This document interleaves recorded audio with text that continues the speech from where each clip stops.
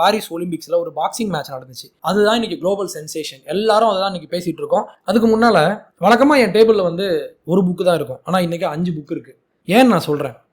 இன்னைக்கு ஒரு சில விஷயங்கள்லாம் பேச வேண்டியது இருக்கு. இப்போ எல்லாரும் இந்த விஷயத்தை பத்தி பேசிட்டு இருக்காங்க. நானும் அதுக்கு ஒரு வீடியோ போட்டாச்சு. சரி, அதை விட்டுட்டு இப்போ அடுத்த வேலையை பார்க்க போகலாம் அப்படின்னு நினைக்கிறப்போ 7ஆம் தேதி காலையில பாரிசாலன் ஒரு வீடியோ போட்டிருந்தாரு. நான் எப்பவுமே பாரிசாலன் வீடியோ பாக்குறது உண்டு.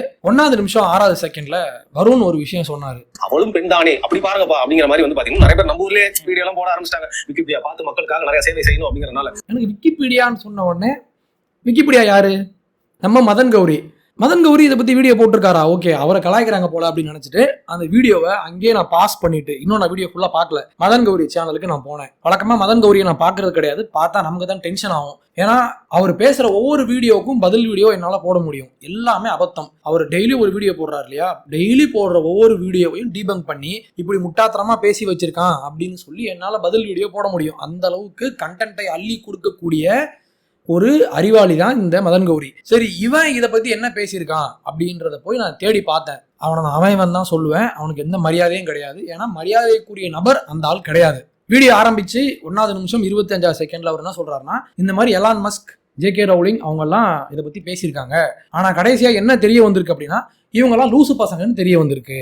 மொத்த ட்விட்டரும் இன்க்ளூடிங் ஜே.கே. ரவுலிங் அவங்க ட்வீட் பண்ணிருந்தாங்க. எலான் மஸ்கா இருக்கட்டும், உலகத்துல இருக்கிற மிகப்பெரிய செலிபிரிட்டிஸ் எல்லாருமே நிறைய பேர் பேசியிருந்தாங்க. கடைசியில என்ன தெரியுமா தெரிய வந்திருக்கு? எல்லாமே லூசு பசங்க தெரிய வந்திருக்கு. யாரு? Elon Musk, J K. ரவுலிங்லாம் லூசு பசங்களாம். ஏன் லூசு பசங்க அப்படின்னா, அவங்க வந்து இந்த மாதிரி தப்பா சொல்லிட்டாங்க. இமான் கலீஃப் வந்து ஒரு பெண் தான், அவங்கள வந்து எல்லாம் ஆணுன்னு சொல்லி அசிங்கப்படுத்திட்டாங்க, லூசு பசங்க அப்படின்னு இவன் பேசுறான். மதன் கௌரி வந்து எப்பவுமே ஒரு போராளி, ஒரு இணைய போராளி. பெண்களுக்கு ஏதாவது பிரச்சனைனா வந்துருவாரு, இஸ்ரேல் ஏதாவது பிரச்சனைனா வந்துருவாரு. பாலஸ்தீனம் கொண்டு போறப்பெல்லாம் அமைதியா இருப்பாரு. ஆனா இஸ்ரேல் திருப்பி அடிச்சதுன்னா பாலஸ்தீன கொடியை பிடிச்சுக்கிட்டு பாருங்க இஸ்ரேல் வந்து இனப்படுகொலை பண்றாங்க அப்படின்னு சொல்லிட்டு போராளியாக மாறி வந்துருவாரு. அந்த போராளி இந்த விஷயத்துக்கும் வந்து குரல் கொடுத்திருக்காரு. பாருங்க, மொத்த உலகமும் சேர்ந்து இமான் கலீஃபை வந்து ஆணுன்னு சொல்லுது, அவங்களை கலாய்க்குது, அந்த பெண்ணை வந்து இவங்க வந்து கேவலப்படுத்துறாங்க அப்படின்ற மாதிரி மேலே எங்கேயும் குதிச்சிருப்பாரு. ஒரு மிகப்பெரிய போராளி மாதிரி ஒரு போராட்டத்தை பண்ணியிருப்பாரு அவருடைய சேனல்ல. அதுக்கப்புறம் மதன் கௌரி என்ன பண்றாரு, இந்த குரோமோசோம் கதைக்குள்ளலாம் போறாரு. ஒரு சயின்டிஸ்ட் இல்லையா, ஸோ அதெல்லாம் பேசுவார். அதுக்குள்ள போயிட்டு அவர் என்ன சொல்றாருன்னா, இமான் கலீஃப்க்கு வந்து குரோமோசோம் வந்து XY, அதாவது ஆண்களுக்கான குரோமோசோம் இருக்கு, அதனால வந்து அவங்களெல்லாம் ஆணுன்னு சொல்றாங்க. ஆனா சில நேரங்களில் பெண்களுக்கும் XY குரோமோசோம் இருக்கும் அப்படின்னு சொல்றாரு. அது உண்மைதான். இப்போ இந்த இடத்துல இருந்து தான் நான் இன்னைக்கு இந்த வீடியோவை பண்ண போறேன். அதாவது XY குரோமோசோம் இருந்தா அவங்க வந்து ஆண் அப்படின்றது உண்மை. ஆனா சில நேரங்களில் பெண்ணா இருக்கிறவங்களுக்கும் சில நேரங்களில் XY குரோமோசோம் இருக்கும் அப்படின்ற அந்த ஃபேக்ட்ல இருந்து நம்ம இன்னைக்கு ஆரம்பிக்க போறோம் இந்த வீடியோவை. இதை நீங்க புரிஞ்சுக்கணும், இதெல்லாம் என்னது அப்படின்னு நீங்க புரிஞ்சுக்கணும் அப்படின்னா நம்ம வந்து படிக்கணும், படிச்சாதான் புரியும். ஓகே, நான் வந்து இன்னைக்கு 5 புத்தகம் எடுத்துட்டு வந்திருக்கேன். அதுல முக்கியமான ஒரு புத்தகம் அப்படின்னு நான் சொல்றது வந்து இந்த புத்தகம். இது வந்து ஜீன் அப்படின்னு சொல்லப்படுற ஒரு புத்தகம். சித்தார்த்தா முகர்ஜி அப்படின்ற ஒரு இந்தியர், ஆனா அமெரிக்காவில் இருக்காரு, ஒரு ஆங்காலஜிஸ்ட், ஒரு கேன்சர் பத்தி படிக்கிற ஒரு பிசிஷியன். அவர் வந்து இந்த புத்தகம் எழுதியிருக்காரு. ஜீன் அப்படின்ற புத்தகம் எவ்வளவு பெருசுன்னு பாருங்க. கிட்டத்தட்ட ஒரு 600 பக்கம் இருக்கக்கூடிய ஒரு பெரிய புத்தகம். இந்த புத்தகம் வந்து நான் 2007 முதல் முறையா படித்தேன். அதோடைய டேட்லாம் கூட நான் இங்கே போட்டிருப்பேன். அக்டோபர் 9 இருந்து டிசம்பர் 2017. ஓகேங்களா, அதாவது 7 வருஷத்துக்கு முன்னால படித்த புத்தகம். ஏன் சொல்றேன்னா, இது ரொம்ப ரொம்ப முக்கியமான புத்தகம். நீங்க வந்து ஜெனட்டிக்கான பல விஷயங்களை பத்தி நீங்க புரிஞ்சுக்கணும். ஜீன் அப்படின்ற அந்த விஷயம் வந்து எப்படியெல்லாம் ஒர்க் ஆகுது நம்ம உடம்புல அப்படின்றது நீங்க புரிஞ்சுக்கணும்னா இந்த ஒரு புக்கை படிச்சா நீங்க போதும். நிறைய முறை இந்த புத்தகத்தை வந்து நான் ரெஃபர் பண்ணி பார்த்துருக்கேன். அதாவது வேற ஏதாவது ரெஃபரன்ஸ் வேணும்னா இதை தான் வந்து எடுத்து படிப்பேன். நான் டிஎன்ஏ எப்படி கண்டுபிடிச்சாங்க, இந்த மாதிரி நிறைய விஷயங்கள் இருக்கும் இந்த புத்தகத்துல. நான் எப்பவுமே டிராவல் பண்றப்போ புக்ஸ் வச்சிருப்பேன், பேக்ல எப்பவும் புக் இருக்கும். இப்படி ஒரு நாள் இந்த புக்கை வந்து நான் பேக்ல வச்சு கொண்டு போகும்போது திடீர்னு மழை பெஞ்சு பேக் நனைஞ்சி, பேக்ல இருந்த புக்கு நனைஞ்சி, இங்கெல்லாம் பார்த்தா தெரியும் இந்த இடத்துலலாம் தண்ணி பட்டு இது ஃபுல்லாக போயிருச்சு. இது இத்தனைக்கும் வந்து ஹாட் கவர் தான், ஆனால் நனைஞ்சிருச்சு. நான் என்ன பண்ணேன், இன்னொரு காப்பி வாங்கினேன். இந்த புக்கு வந்து எனக்கு அவ்வளோ பிடிக்கும். இன்னொரு பேப்பர் பேக், இதுதான் அந்த புத்தகம். அதே புக்கு தான், அந்த புக்குடைய பேப்பர் பேக். ஓகே, இப்போ இந்த புக்கில் நம்ம வந்து ஒரு சில விஷயங்கள் வந்து இப்போ நான் உங்களுக்கு படித்து காட்ட போகிறேன். ஏன் அப்படின்னா, இந்த புக்கில் வந்து அவர் விளக்கியிருப்பார். குரோமோசோம்னா என்னது, ஆண் குரோமோசோம்னா என்னது, அது எப்படி ஒர்க் ஆகுது, பெண் குரோமோசோம்னா என்னது, இன்டர்செக்ஷனா என்னது, எப்படி இந்த குரோமோசோம்ல வந்து சில டைம் பிரச்சனை வரும், அந்த பிரச்சனை வந்து எப்படி ஆண் தன்மையும் பெண் தன்மையும் ஒன்னா கலக்குது அப்படின்ற மாதிரி நிறைய விஷயங்கள் வந்து பேசியிருப்பாரு. நம்ம முதல்ல படிக்க வேண்டியது பக்கம் 355. அதுல it is hard to dispute 3 essential facts. 3 facts நான் சொல்ல போறேன். அதை வந்து நீங்க டிஸ்பியூட் பண்ணவே முடியாது. That males and females are anatomically and physiologically different. அதாவது உடல் அமைப்பை பொறுத்தவரையில ஆணுக்கும் பெண்ணுக்கும் வித்தியாசம் உண்டு, ஆண் வேற பெண் வேற அப்படின்றது முதல் பாயிண்ட். அடுத்து என்ன சொல்றாரு, that these anatomical and physiological differences are specified by genes. நம்மளுடைய ஜீன், நம்மளுடைய உடல் அமைப்பு, நம்மளுடைய கோர் பீயிங், அந்த ஜீன்லயே ஆணுக்கும் பெண்ணுக்குமான வித்தியாசம்ன்றது அங்கேயே கோட் பண்ணப்பட்டிருக்கு, அங்கே இருக்கு. அடுத்து லாஸ்டா என்ன சொல்றாரு, and that these differences interposed against cultural and social constructions of the self have a potent influence on specifying our identities as individuals. அதாவது என்னன்னா, இந்த டிஃபரன்சஸ் ஆண் பெண் அப்படின்ற இந்த வித்தியாசங்களை உங்களுடைய கலாச்சாரம் மற்றும் சமூகம் சார்ந்த அந்த கன்ஸ்ட்ரக்ஷன்ஸ், அந்த ஒரு கட்டமைப்புக்கு நடுவுல கொண்டு நீங்க வச்சாலும் இது வந்து நீங்க யாரு, உங்களுடைய ஐடென்டிட்டி என்னது, உங்களுடைய ஒரு தனி நபராக, ஒரு இண்டிவிஜுவலாக உங்க அடையாளம் என்ன அப்படின்றத டிஃபைன் பண்றது இந்த டிஃபரன்சஸ் தான். அதாவது ஆண் பெண் அப்படின்ற அந்த பிரிவு என்பது நம்ம உடல்லையே எழுதி வச்ச ஒரு சட்டம், இது யாரும் மாற்ற முடியாது, உங்க கூட பிறந்த ஒரு விஷயம் அப்படின்றத ஃபர்ஸ்ட் அவர் வந்து எஸ்டாப்ளிஷ் பண்றாரு. இதெல்லாம் பேசிட்டு அடுத்து பக்கம் 360ல அவர் வந்து ஒரு சிண்ட்ரோம் பத்தி பேசுறாரு, ஒரு குறைபாடு பத்தி பேசுறாரு. அந்த குறைபாடு பேர் வந்து ஸ்வயர் சிண்ட்ரோம் அப்படின்னு சொல்ற ஒரு குறைபாடு. அது வந்து ஜெரால்ட் ஸ்வயர் அப்படின்னு சொல்ற ஒரு அறிவியலாளர் கண்டுபிடிச்சதுனால அவரோட பேர் அதுக்கு வச்சிருக்காங்க. அந்த ஸ்வயர் சிண்ட்ரோம்னா என்ன அப்படின்னா, women born with Swyer syndrome were anatomically and physiologically female throughout childhood but did not achieve female sexual maturity in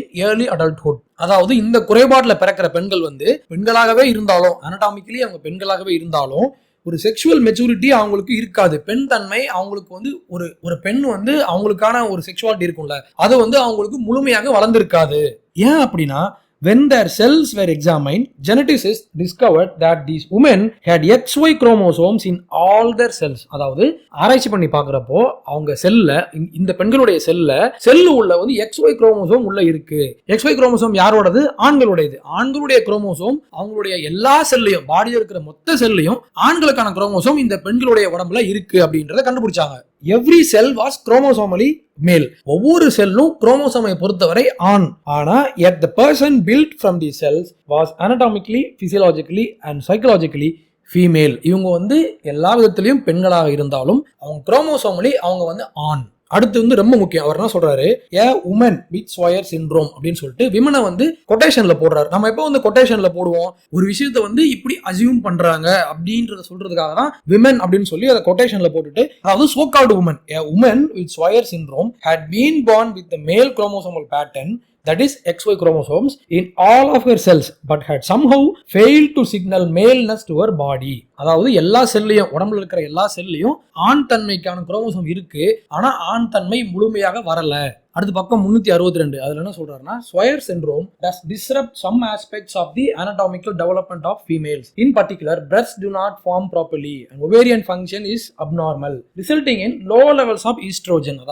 அதாவது இந்த மாதிரி பிரச்சனை உள்ளவங்களுக்கு breast வந்து ஒழுங்கா ஃபார்ம் ஆயிருக்காது, கர்ப்பப்பையினுடைய ஃபங்க்ஷன் வந்து அப்நார்மலா இருக்கும். முக்கியமா எஸ்ட்ரோஜன், அதாவது பெண் தன்மையை முடிவு செய்யக்கூடிய அந்த ஹார்மோன், ஓகேவா, அந்த ஹார்மோன் வந்து இவங்களுக்கு கம்மியா இருக்கும். டெஸ்டோஸ்டிரான் அப்படின்னு சொல்றது ஆண் தன்மையை கொடுக்கக்கூடிய ஆண்களுக்கான ஹார்மோன், அது இவங்களுக்கு அதிகமா இருக்கும். ஈஸ்ட்ரோஜன் கம்மியா இருக்கும். ஒன்னு முழு செல்லுலயும் XY அப்படின்னு சொல்லப்படுற ஆண் தன்மைக்கான ஆண்களுக்கான ஹார்மோன் உள்ள இருக்கும், பெண் தன்மையை முடிவு செய்யக்கூடிய ஈஸ்ட்ரோஜனும் இவங்களுக்கு கம்மியா இருக்கு. என்னன்னா இது வந்து ஒரு பிரச்சனை, இயற்கையாகவே அவங்களுக்கு இந்த மாதிரி ஒரு பிரச்சனை இருக்கும். இந்த பிரச்சனை உள்ளவங்களுக்கு குரோமோசோம் வந்து ஆணா இருக்கும், ஹார்மோனும் பெண் தன்மைக்கான ஹார்மோனும் கம்மியா இருக்கும். என்னோட கேள்வி என்னன்னா, இப்ப மதன் கௌரி என்ன சொல்றாரு, XY குரோமோசோம் வந்து பெண்களுக்கும் இருக்கும் அப்படின்னு சொல்றாரு. அந்த பிரச்சனையோட பேர் வந்து ஸ்வயர் சிண்ட்ரோம், அதை பத்தி அவர் பேசவே இல்லை. எனக்கு வந்து இன்னொரு கேள்வியும் இருக்கு. இந்த பிரச்சனைக்கு உள்ளானாங்கல்ல இமான் கலீஃப், அவங்க வந்து எனக்கு இந்த மாதிரி ஸ்வயர் சிண்ட்ரோம் இருக்கு, இந்த மாதிரி செக்ஷுவல் குறைபாடு இருக்கு, நான் வந்து பெண்ணா பிறந்தேன் ஆனா ஆண் தன்மை இருக்குன்றத அவங்களே சொல்லல. இமான் கலீஃபே பேசாத விஷயத்தெல்லாம் இவங்க பேசிக்கிட்டு இருக்காங்க. இல்லைன்னா இன்னொரு பிரச்சனை இருக்கு, டிஎஸ்டின்னு சொல்லுவாங்க, டிசார்டர் ஆஃப் செக்ஸ் டெவலப்மெண்ட் அப்படின்னு சொல்லுவாங்க, அது ஒரு பிரச்சனை. இல்லைன்னா நான் ஒரு இன்டர்செக்ஸ், இல்ல நான் ஒரு டிரான்ஸ்ஜெண்டர் அப்படின்ற மாதிரி அவங்களே எதையும் சொல்லல. ஆனா ஒண்ணு மட்டும் உறுதி, இமான் கலீஃப் வந்து பெண் கிடையாது, அவங்க ஒரு ஆண். ஏன்னா ஒருவேளை அவங்களுக்கு இந்த ஸ்வயர் சிண்ட்ரோம் இல்ல டிஎஸ்டி இல்ல இன்டர்செக்ஸ் அப்படின்ற மாதிரி எந்த பிரச்சனையை நீங்க எடுத்துக்கிட்டாலும் அந்த பிரச்சனை உள்ளவங்களுக்கு பெண் தன்மை கம்மியா இருக்கும், ஆண் தன்மை அதிகமா இருக்கும். அப்ப நீங்க எந்த விதத்துல பார்த்தாலும் இமான் கலீஃப் வந்து ஒரு பெண் கிடையாது, ஒரு ஆண் அப்படின்றது உறுதியாகுது. ஒரு ஆண் தன்மையுடைய ஒரு ஆணை ஒரு பெண்கள் போட்டியிடுற இடத்துல கொண்டு போட்டியிட வச்சு அதையும் பண்ணிட்டு இதுக்கு வந்து இப்ப முட்டு வர கொடுக்குறானுங்க. இந்த புத்தகத்தை நீங்க கண்டிப்பா படிக்கணும். நான் ஏன் சொல்றேன்னா, இந்த புத்தகத்தை நான் படிச்சதுனால தான் இந்த மாதிரி சோயர் சிண்ட்ரோம்னு ஒன்று இருக்கு அப்படின்றது எனக்கு தெரியும். நம்ம படிச்சாதான் நமக்கு உண்மை எதுன்னு தெரியும். உண்மை எதுன்னு தெரிஞ்சாதான் இந்த மாதிரி பொய் பேசிட்டு இருக்காங்க இல்லையா, இந்த மாதிரி ஆளுங்க கிட்ட நம்ம வந்து பதில் சொல்ல முடியும். நீ பேசுறது பொய்டா, நீ முதல்ல படிடா அப்படின்ற மாதிரி நம்ம சொல்ல முடியும். இந்த புக்கு வந்து ஹைலி ரெக்கமெண்டட், கண்டிப்பா படிங்க. அதுக்கப்புறம் சித்தார்த்தா முகர்ஜி எழுதுன இன்னொரு புத்தகம் இருக்கு, சாங்ஸ் ஆஃப் த செல் அப்படின்னு சொல்லிட்டு, அது கீழே இருக்கு. இப்போ இந்த புத்தகம் த சாங் ஆஃப் த செல் அப்படின்ற இந்த புத்தகமும் சித்தார்த்தா முகர்ஜி தான் வந்து எழுதியிருக்காரு. இது வந்து ஒரு 2 இயர்ஸ்க்கு முன்னால வந்த ஒரு புத்தகம். இந்த புக்ல வந்து அவர் செல் பயாலஜி பத்தி பேசியிருப்பாரு. ஹியூமன் செல்ஸ் வந்து எப்படி ஒர்க் ஆகுது, அதனுடைய ஃபங்க்ஷன் என்ன, அது எப்படி வேலை செய்யுது அப்படின்ற மாதிரி நம்ம விளக்கமா பேசியிருப்பாரு. யோசிச்சு பாருங்க, நீங்க ஸ்கூல்ல வந்து படிச்சிருப்போம் நம்ம வந்து செல் பயாலஜி. ஹியூமன் செல்ஸே நம்ம கண்ணுக்கு தெரியாது, ஆனா அந்த செல்லு உள்ள ஒரு மெம்பரேன் இருக்கான், அந்த செல்லு உள்ள ஒரு நியூக்ளியஸ் இருக்கான், அந்த நியூக்ளியஸ்க்குள்ள குரோமோசோம் இருக்கான், அதுல டிஎன்ஏ இருக்கான். இதெல்லாம் கேட்குறப்ப நமக்கே போர் அடிக்கும், என்னடா சொல்றீங்க அப்படின்னு சொல்லிட்டு. ஆனா இந்த புக்ல அந்த போரிங் சப்ஜெக்டை வந்து ரொம்ப சுவாரஸ்யமா அவர் எழுதியிருப்பாரு. ஒரு நாவல் படிக்கிற மாதிரி இருக்கும். கண்டிப்பா படிங்க. ஆனா இந்த ஜீன் அப்படின்ற இந்த புக்கை முதல்ல படிச்சிருங்க. இதை படிச்சுட்டு அடுத்து நீங்க இங்க வாங்க. இன்னும் நீங்க ஹியூமன் பாடி வந்து எப்படி ஒர்க் ஆகுது அப்படின்னு தெரிஞ்சுக்கணும்னா இன்னொரு புக் இருக்கு. அது வந்து ஓவர்வியூ மாதிரி இருக்கும், பாடி அப்படின்ற புத்தகம். இந்த பாடி அப்படின்ற புத்தகம் ஆத்தர் வந்து பில் பிரைசன். இவர் யாருன்னா ஒரு சயின்ஸ் ரைட்டர். இவர் வந்து பாப் சயின்ஸ்னு சொல்லுவாங்க, பாப்புலர் சயின்ஸ் அந்த மாதிரி அந்த ஒரு ஜான்ரால வந்து எழுதியிருப்பாரு. உடம்புல இருக்கிற முக்கியமான விஷயத்தை பத்தி எழுதியிருப்பாரு. எல்லாத்த பத்தியும் ஹார்ட் எப்படி ஃபங்க்ஷன் ஆகுது, அதுக்கப்புறம் குரோமோசோம் எப்படி ஃபங்க்ஷன் ஆகுது, அதெல்லாம் உள்ள இருக்கும். இது வந்து சின்ன ஒரு ஓவரி மாதிரி இருக்கும். இதையும் நீங்க படிச்சிருங்க. இமான் கலீஃபா வந்து ஆன் அப்படின்னு சொன்னவங்க எல்லாம் லூசு பசங்க அப்படின்னு மதன் கௌரி சொன்னா இல்லையா, யார சொன்னா? எலான் மஸ்க், அதுக்கப்புறம் ஜே.கே. ரவுலிங் அப்படின்ற மாதிரி ஆட்கள். இப்போ நான் இன்னொரு ஆளை காட்டுறேன். அவர் யாருன்னா ரிச்சர்ட் டாக்கின்ஸ். ரிச்சர்ட் டாக்கின்ஸ் யார் அப்படின்னா உலகம் முழுக்க எல்லாராலும் அறியப்பட்ட ஒரு பயாலஜிஸ்ட். ஓகே, இப்போ அவரு இந்த பிரச்சனையை பத்தி, இந்த இமான் கலீஃப் பிரச்சனையை பத்தி ஒரு ட்வீட் போட்டிருக்காரு. 2 men masquerading as women are being allowed to box against real women in the Olympics. 2 ஆண்கள், அவர் யூஸ் பண்ற வார்த்தையை பாருங்க, மாஸ்கரேடிங் அப்படின்னா என்னன்னா வேஷம் போட்டு வந்திருக்காங்க. 2 ஆண்கள் பெண்கள் மாதிரி வேஷம் போட்டு வந்து இந்த மாதிரி பெண்களுக்கு எதிரான பாக்ஸிங்ல பங்கேற்கிறாங்கன்றத அவர் வந்து ஷேர் பண்ணியிருக்காரு. இந்த டாக்கின்ஸ் யாரு அப்படின்னா, நான் ஏற்கனவே சொன்ன மாதிரி அவர் வந்து ஒரு பயாலஜிஸ்ட். ஓகே, அவர் எழுதின புத்தகம் இந்த பிளைண்ட் வாட்ச் மேக்கர் அப்படின்ற ஒரு புத்தகம் அவர் எழுதியிருக்காரு. அதே மாதிரி இன்னொரு புத்தகம் எழுதியிருக்காரு, The Selfish Gene அப்படின்ற இன்னொரு புக். அது என்கிட்ட இப்ப அந்த காப்பி இல்ல, என்னோட பேரண்ட்ஸ் வீட்ல இருக்கு. இந்த புத்தகம் இதுவும் ரொம்ப முக்கியமான புத்தகம்.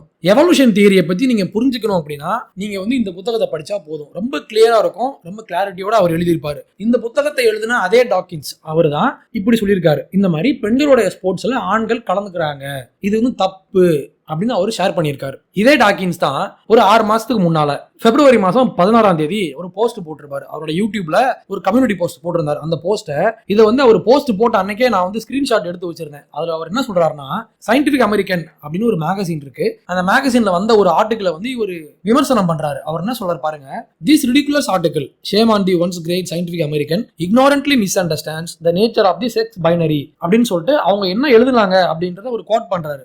Actual research shows that sex is anything but binary. Sex அப்படின்றது ஒரு ஆண் ஒரு பெண் அப்படின்ற பைனரி கிடையாது அப்படின்னு அவங்க எழுதுனதாக இவர் கோட் பண்றாரு. கோட் பண்ணிட்டு அடுத்து என்ன சொல்றாரு, sex is not defined by chromosome, nor by anatomy, nor by psychology, nor by sociology, nor by personal inclination, nor by assignment at birth, but by gamete size. இப்ப கெய்மீட் சைஸ் அப்படின்னா இனப்பெருக்கம் பண்றதுக்கான அந்த செல், எந்த செல் வந்து இனப்பெருக்கம் பண்றதுக்காக ஒரு ஆணுக்கும் பெண்ணுக்கும் இருக்கோ அதனுடைய சைஸை வச்சுதான் ஒருத்தங்க வந்து ஆண் பெண் அப்படின்ற அந்த செக்ஸ் டிஃபரன்ஸை வந்து நம்ம உணர முடியும், அதை வந்து புரிஞ்சுக்க முடியும் அப்படின்னு சொல்றாரு. இப்ப கெய்மீட் சைஸ்னா என்னது அப்படின்னா, இப்ப வந்து ஆண்களுக்கு வந்து ஸ்பெர்ம் இருக்கும், பெண்களுக்கு வந்து முட்டை இருக்கும், கருமுட்டை இருக்கும். இப்போ ஆண்களுடைய ஸ்பெர்மோட 1,00,000 டைம்ஸ் வந்து முட்டை வந்து பெருசு சைஸை பொறுத்த வரைக்கும். அப்ப இவர் என்ன சொல்றாரு, அந்த சைஸ் கருமுட்டை இருந்தா அவங்க வந்து பெண், ஸ்பெர்ம் இருந்தா அவங்க வந்து ஆண். அடுத்து என்ன சொல்றாரு, it happens to be embryologically determined by chromosomes in mammals. அதாவது பாலூட்டிகள். இப்போ வந்து நம்மளும் மேமல்ஸ்ல தான் வருவோம். இப்போ ஹியூமன் மேமல்ஸும் அவங்களுடைய செக்ஸ் டிஃபரன்ஸ் வந்து அவங்களுடைய குரோமோசோம்ல முடிவு செய்யப்படுது. இது வந்து இந்த செக்ஸ் டிஃபரன்ஸ் அப்படின்றது அவங்க கூட பிறந்த விஷயம் அப்படின்னு சொல்லிட்டு அடுத்து என்ன சொல்றாரு, but it is universally defined by the binary distinction between sperms and eggs. அடுத்து கடைசியா இந்த எல்ஜிபிடியை ஒரு 4 மீதி மிதிச்சிருக்காரு. You may argue about gender if you wish. ஜெண்டரை வந்து கோட்ல போட்டிருக்காரு, அதை கவனிங்க. Biologist have better things to do. எனக்கு வந்து வேற வேலை இருக்கு. நீ சொல்லுவ செக்ஸ் வேற ஜெண்டர் வேற, ஜெண்டர்னா நான் உணர்வது. ஆனா என்ன பொறுத்த வரையிலும் அவர் லாஸ்டா சொல்றது கவனிங்க, but sex is a true binary, one of the rather few in biology. பயாலஜியை பொறுத்த வரைக்கும் நிறைய வெரைட்டிஸ் உண்டு, உயிரினங்கள்ல பல வெரைட்டிஸ் உண்டு, ஆனா செக்ஸை பொறுத்த வரைக்கும் அது பைனரி தான். என்ன மதனே, அப்ப ரிச்சர்ட் டாக்கின்ஸும் லூசு போயதான் போலயே. உன்னெல்லாம் இவனெல்லாம் எதுக்குங்க ஃபாலோ பண்றீங்க? இந்த மாதிரி ஆளுங்களை வந்து வளர்றதுனால தான் சமூகம் வந்து முட்டாத்தனமா போய்கிட்டு இருக்கு. நீ ஒன்று டாக்கின்ஸை படிக்கணும், படிச்சிருக்கியா? படிச்சிருக்க மாட்டேன். இல்ல முகர்ஜி படிச்சிருப்பியா? படிச்சிருக்க மாட்டேன். இல்ல பேசிக்ஸ் பயாலஜி ஸ்கூல்ல படிச்சியா? அதுவும் படிச்சிருக்க மாட்டேன். நீ படிச்சதெல்லாம் விக்கிபீடியா. இந்த பிரச்சனையை பத்தி கேரல் ஹூவன் அப்படின்னு சொல்ற ஒருத்தங்க வந்து எக்ஸ் பிளாட்ஃபார்ம்ல ஒரு போஸ்ட் ஒன்று போட்டிருந்தாங்க. இந்த கேரல் ஹூவன் யாருன்னா ஹார்வர்ட் பல்கலைக்கழகத்துல 20 வருஷமா ஒரு ப்ரொஃபஸரா பணிபுரிஞ்சவங்க. இவங்க வந்து ஒரு பயாலஜிஸ்ட். 20 வருஷமா எவல்யூஷனரி பயாலஜிஸ்டா வேலை பார்த்திருக்காங்க. இவங்க வந்து ஒரு போஸ்ட் போட்டிருக்காங்க. அவங்க கதை பெரிய கதை, அதை நான் பின்னால சொல்றேன். இது வந்து ஒரு பெரிய போஸ்ட். அதுல ஒரு சில வரியை மட்டும் நான் படிச்சு காட்டுறேன். அவங்க வந்து டிஎஸ்டி அப்படின்ற அந்த பிரச்சனையை பத்தி பேசுறாங்க. அவங்க என்ன சொல்றாங்கன்னா, athletes with XYDSDs who have testes, அதாவது அவங்க விதைப்பையை சொல்றாங்க, ஆண்களுடைய டெஸ்டிகிள்ஸை சொல்றாங்க. athletes with XYDSDs who have testes usually internal, அதாவது இந்த மாதிரி athletesக்கு வந்து இந்த மாதிரி குறைபாடு உள்ளவங்களுக்கு வந்து டெஸ்டிஸ் வந்து பாடிக்கு உள்ள இருக்கும். XY chromosomes, male typical levels of testosterone and functional androgen receptors are often described as females with hyperandrogenism, that is abnormally high levels of testosterone. அதாவது இந்த டிஎஸ்டி பிரச்சனை உள்ளவங்களுக்கு XY குரோமோசோம் இருக்கும், டெஸ்டிகிள்ஸ் வந்து பாடியோட உள்ள இருக்கும். ஒரு ஆணுடைய அளவுக்கு அவங்களுக்கு வந்து டெஸ்டோஸ்டிரான் இருக்கும். அடுத்து என்ன சொல்றாங்க, they experience physical benefits of this high testosterone during puberty which translate into athletic advantages over females. இந்த மாதிரி ஆண்களுக்கு இருக்கிற அளவுக்கான டெஸ்டோஸ்டிரான், அதுக்கப்புறம் XY குரோமோசோம் இந்த மாதிரி அவங்களுக்கு இருக்கிறதுனால இதெல்லாம் வந்து பிசிக்கலா பெண்களை கம்பேர் பண்றப்போ இவங்களுக்கு ஒரு அட்வான்டேஜா மாறுது. The issue for sports is that athletes with the XYDSD 5-alpha reductase deficiency, அதாவது 5ARD அப்படின்னு சொல்றாங்க, அது ஒரு பேரு, may be socialized as female, may be legally female and may live and identify as female but they are male. இந்த மாதிரி குறைபாடு உள்ளவங்க ஒரு பெண் மாதிரி மற்றவங்க கிட்ட பழகலாம், அவங்க லீகலாவும் ஒரு பெண்ணா இருக்கலாம், அவங்க பெண்ணாவும் தன்னை அடையாளப்படுத்திக்கலாம், ஆனா அவங்க வந்து ஒரு ஆண். இதை சொல்றது வந்து யார் அப்படின்னா ஒரு ஹார்வர்ட் பல்கலைக்கழகத்தினுடைய பேராசிரியராக வேலை பார்த்தவங்க. அவங்க சொல்றாங்க, இப்போ அவங்க ப்ரொஃபஸரா இல்ல. ஏன்னு நான் சொல்றேன். 2021ல அவங்க ஒரு இன்டர்வியூ கொடுத்தாங்க. யாருக்குன்னா ஃபாக்ஸ் நியூஸ்க்கு. ஃபாக்ஸ் நியூஸ் யாருன்னு உங்களுக்கு தெரியும். அவங்க வந்து ஒரு ரைட் விங், ஒரு வலதுசாரி சம்பந்தப்பட்ட ஒரு நியூஸ் சேனல். அவங்க என்ன சொல்றாங்கன்னா, ஒரு 5 வருஷமாவே இந்த மாதிரி அகாடமியால, இந்த மாதிரி பல்கலைக்கழகங்கள்ல ஒரு பிரச்சனை போயிட்டு இருக்கு. என்ன பிரச்சனைனா, ஆண் பெண் அப்படின்ற பிரிவே கிடையாது. ஆண் பெண்ணா மாறிக்கலாம், பெண் ஆணா மாறிக்கலாம் அப்படின்ற மாதிரி இவங்க பேசுறாங்க. ஆனா உண்மை என்னன்னா, as a biologist நான் சொல்றேன், பயாலஜிக்கலி ஆண் பெண் அப்படின்ற பிரிவு உண்டு அப்படின்னு இவங்க சொல்றாங்க. It's one I've been feeling pretty frustrated about, and I would say that's over the last 5 years or so. I've noticed a change. It's been gradual, but this kind of ideology has been infiltrating science. It's infiltrating my classroom to some extent. I teach about hormones and behavior. I teach about sex and sex differences. And that's something I've always been really enthusiastic about, is the science of sex and sex differences. And part of that science is teaching the facts. And the facts are that there are, in fact, 2 sexes. There are male and female. And those sexes are designated by the kind of gametes we produce. Like, do we make eggs, big sex cells, or little sex cells, sperm? And that's how we know whether somebody is male or female. And the ideology seems to be that biology really isn't as important as how somebody feels about themselves or feels their sex to be. இது வந்து ஒரு சாதாரணமான விஷயம். இதை பேசிட்டு அவங்க போயிட்டாங்க. அவங்க போனதுக்கு அப்புறம் இந்த நியூஸ் கிளிப்பை எடுத்து வச்சு ஒரு பெரிய பிரச்சனை நடந்துச்சு. இந்த பிரச்சனையை கிளப்பி விட்டது யார் தெரியுமா? வழக்கம் போல நம்ம லெப்டிஸ்ட் தான், நம்ம இடதுசாரி கும்பல். அவங்க என்ன பண்ணாங்கன்னா, ஹார்வர்ட் பல்கலைக்கழகத்துல ஒரு குரூப் இருக்காங்க. என்ன குரூப்னா, இந்த மாதிரி டிரான்ஸ்ஜெண்டருக்கு எதிராக யாராவது பேசுறாங்களா, எல்ஜிபிடிக்கு எதிராக பேசுறாங்களா அப்படின்றத மானிட்டர் பண்றதுக்கு ஒரு குரூப் வச்சிருக்கானுங்க. இந்த மாதிரி ஒரு குரூப்ல வந்து தலைமையில யார் இருந்தாங்கன்னா, ஒரு ஸ்டூடெண்ட், ஓகே, ஒரு மாணவர். அந்த மாணவர் என்ன பண்ணாருன்னா, இந்த கிளிப்பை வந்து எடுத்து வச்சுக்கிட்டு, இது வந்து டிரான்ஸ்போபிக், டிரான்ஸ்ஜெண்டருக்கு எதிராக பேசுறாங்க, டிரான்ஸ்போபிக், அந்த வார்த்தையை கொஞ்சம் நல்லா கவனிங்க. ஆக்சுவலி இந்த ஃபோபியா அப்படின்னா என்னதுன்னா, ஒரு மெடிக்கல் கண்டிஷன், ஒரு பயம். நீங்க ஏதாவது விஷயத்தை பார்த்து பயந்தீங்க அப்படின்னா அதை வந்து ஃபோபியா அப்படின்னு சொல்லுவாங்க. For example, acrophobia. அக்ரோஃபோபியானா ஃபியர் ஆஃப் ஹைட்ஸ். நீங்க ஒரு உயரமான இடத்துக்கு போனீங்கன்னா, அந்த உயரத்துல ஏறினீங்கன்னா உங்களுக்கு ஒரு பயம் ஏற்படும். அதுக்கு பேர் தான் அக்ரோஃபோபியா. ஃபோபியானா பயம். இப்ப இந்த எல்ஜிபிடி கும்பல் இப்ப என்ன பண்றாங்கன்னா, ஃபோபியா, நம்ம வந்து அவங்களுக்கு எதிராக நம்ம பேசினாலே நமக்கு வந்து ஏதோ பிரச்சனை, நமக்கு பிரச்சனையா, நமக்கு ஏதோ பிரச்சனைன்ற மாதிரி சொல்லி டிரான்ஸ்போபியான்னு வேர்டை வச்சு அப்படி ஒரு வார்த்தையை கண்டுபிடிச்சு அவங்கள வந்து டிரான்ஸ்போபிக் அப்படின்னு சொல்லி இந்த ப்ரொஃபஸருக்கு எதிராக பெரிய பிரச்சனை பண்ணானுங்க. அது எப்படி நீ 2 செக்ஸ்னு சொல்லுவ? எங்களுக்கு தான் 100 ஜெண்டர் இருக்கே, நீ எப்படி 2 செக்ஸ்னு சொல்லுவ? ஆண் பெண்ணுன்னு எப்படி சொல்லுவேன்னு சொல்லி ஒரே பிரச்சனை. எந்த அளவுக்கு பிரச்சனைனா, ஒரு PhD வாங்கி ஒரு ஹார்வர்ட் பல்கலைக்கழகத்துல ப்ரொஃபஸரா வேலை பார்த்துட்டு இருந்த ஒருத்தங்கள, எத்தனை வருஷம், 20 வருஷமா வேலை பார்த்துட்டு இருந்த ஒருத்தங்கள வேலையை விட்டு தூக்கிட்டானுங்க. டிவியில அவங்க பேசுனது வெறும் 3 நிமிஷம். அந்த 3 நிமிஷம் வீடியோ அதுலயும் அவங்க தப்பா பேசல, உண்மைதான் சொல்றாங்க. ஆண் பெண்ணுன்ற பிரிவு உண்டுன்றது உண்மைதானாங்க.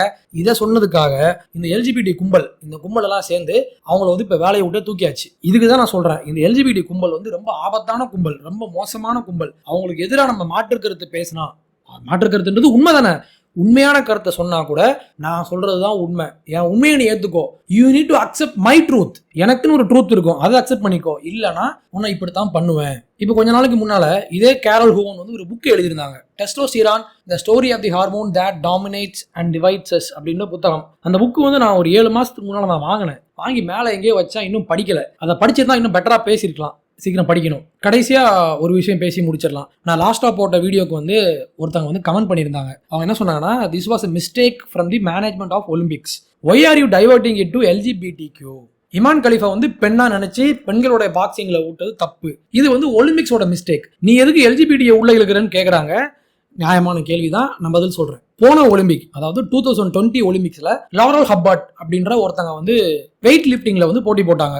இந்த லாரல் ஹப்பார்ட் யார் அப்படின்னா, பிறப்புல அவங்க ஒரு ஆண், ஓகேவா, அவங்க ஒரு ஆணை தான் பிறந்திருக்காங்க, பிறந்து ஆணை தான் வளர்ந்துருக்காங்க. இப்ப இமான் கலிஃப் மாதிரி அவங்களுக்கு எந்த ஒரு குறையும் கிடையாது, அவங்க நார்மலான ஒரு ஆண் தான். இப்ப திடீர்னு ஒரு நாள் நான் வந்து பெண், நான் வந்து பெண்ணா உணர்றேன் அப்படின்னு சொன்ன இந்த ஆளு ஆணா இருக்கும்போது, ஆணா பிறந்து ஆணா வளர்ந்த இவன் ஆண்கள் பங்கேற்ற போட்டியிலலாம் பங்கேற்றிருக்கான். பங்கேற்றுட்டு திடீர்னு ஒரு நாள் நான் பெண்ணா உணர்றேன் அப்படின்னு சொல்லிட்டு 2012ல நான் பெண்ணா மாறுறேன் அப்படின்னு சொல்லிட்டு பெண்ணா மாறுறதுக்கான ஹார்மோனையும் எடுத்துக்கிட்டு, அந்த ஹார்மோன் தெரப்பி அதையும் எடுத்துக்கிட்டு பெண்ணா மாறிட்டான். பெண்ணா மாறின உடனே இந்த ஒலிம்பிக் கமிட்டி இருக்கு இல்லையா, அவங்க என்ன பண்ணாங்க தெரியுமா, நீங்க வாங்க நாங்க பாத்துக்கிறோம் உங்களை அப்படின்னு சொல்லிட்டு, நீங்கள் பெண் தான் அப்படின்னு சொல்லி அவங்கள வந்து பெண்கள் போட்டியிடுற இடத்துல போட்டியிட வச்சாங்க.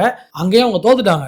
ஆனா இருக்கும்போது ஆம்பளை கூடயும் தோத்தாச்சு, பெண்ணா மாறி பெண் வேஷம் போட்டு லேடிஸ் கூடயும் தோத்தாச்சு. இந்த மாதிரி ஏகப்பட்ட கேசஸ் இருக்கு. நான் இன்னொன்னு சொல்றேன், செசி டஃப்லர் அப்படின்ற ஒரு ஓட்டப்பந்தய வீராங்கனை அப்படின்னு சொல்லிக்கிட்ட ஒரு வீரர், ஒரு ஆண், இவன் என்ன பண்ணா தெரியுமா, 2016ல ஆண்களுடைய ஓட்டப்பந்தயத்துல ஒரு ஆணாவே ஓடி இருக்கான். ஆனா ஜெயிக்க முடியல.